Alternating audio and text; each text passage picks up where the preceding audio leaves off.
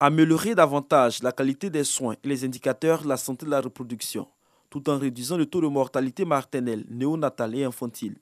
C'est l'objectif que s'est assigné la Société de gynécologie d'obstétrique de Côte d'Ivoire, SOGOSI. Cette structure corporatiste a désormais une représentation dans l'est de la Côte d'Ivoire. Point focal de la SOGOSI à Bontougou, pour le compte des régions de Bunkani, du Kontougo et de l'Indéné-Duablin. Dr Sermé Siedou a pris l'engagement de travailler afin de rapprocher davantage sa structure de la population. Le couple mère-enfant est au cœur de toutes les politiques actuellement. Et ce que je peux dire à mes collaborateurs et mes collaboratrices surtout, c'est de se mettre au travail et de tout faire pour ne pas que des femmes qui viennent donner la vie, vraiment laissent leur vie. Ce n'est pas normal.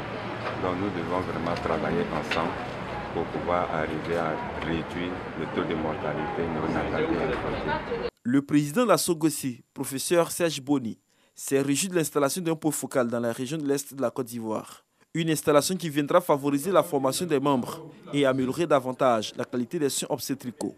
Avec un engagement, une détermination et une conscience professionnelle plus élevée, nous allons certainement améliorer la qualité des soins et ainsi les indicateurs de la santé de la reproduction dans les régions du Kontougo, Bunkani et Indéné-Duablin.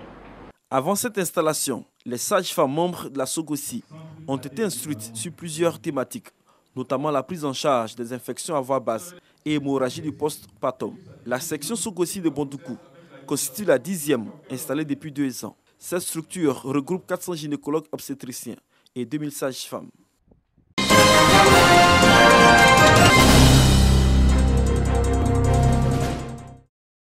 À quelques encablures de Bingéville, au bord de la lagune de Brié, un village nommé Anan.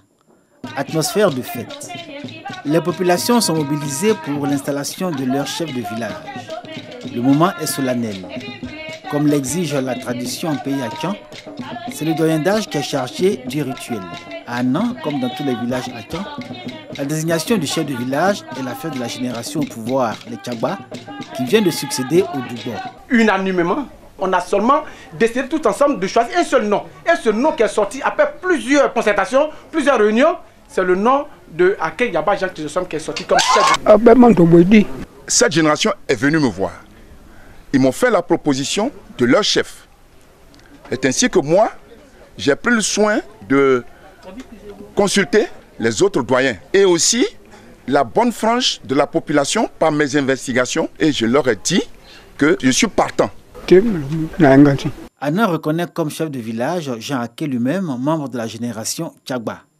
Il se raconte pourtant dans le village d'Anan que certains membres de la génération Doubo ont tenté de retarder le processus de peur de rendre des comptes après 15 années de pouvoir marquées par la malgouvernance et illustrées par une mauvaise gestion du patrimoine foncier, source de conflits avec pour conséquence des palabres autour de la terre entre familles et la brisure de l'harmonie sociale. Durant 15 ans, les Doubo étaient au pouvoir au niveau d'Anan ici, mais il n'y a pas eu de bilan.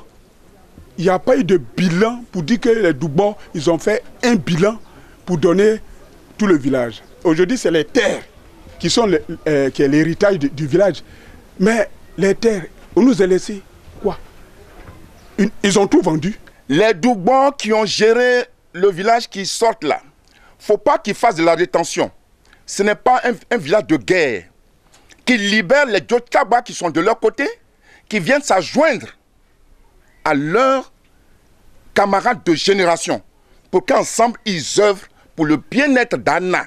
On note que dans l'histoire de la transmission du pouvoir d'une génération à une autre en pays Akan, 2021 aura été l'année des crises de succession. Mais qu'importe, pour les populations, il appartient aux Tchagba de restaurer les valeurs démocratiques auxquelles le peuple Akan reste attaché. Il faut que les Tchagba qui arrivent, la gestion là, il faudrait que ce soit une gestion claire, limpide, comme l'eau de roche. Nous sommes les Tchagba. Nos enfants, ce sont les blessés et ils n'ont pas encore eu de terre. Donc nous voulons que le nouveau chef fasse un effort pour avoir cette terre. Aujourd'hui, il faut faire l'état des lieux parce que nous avons des jeunes frères derrière nous qui nous attendent. Ensemble, nous allons essayer de mettre en valeur ces terres ou alors ces biens, ces projets, pour faire profiter la génération qui est derrière nous et ceux à venir. Le nouveau chef de village d'Annan est reconnu par tous et fait l'unanimité dans le village.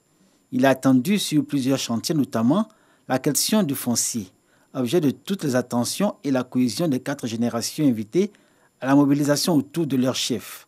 Reste maintenant à Jean Aké d'obtenir son arrêté de nomination pour que son pouvoir de chef du village soit doté d'une existence légale.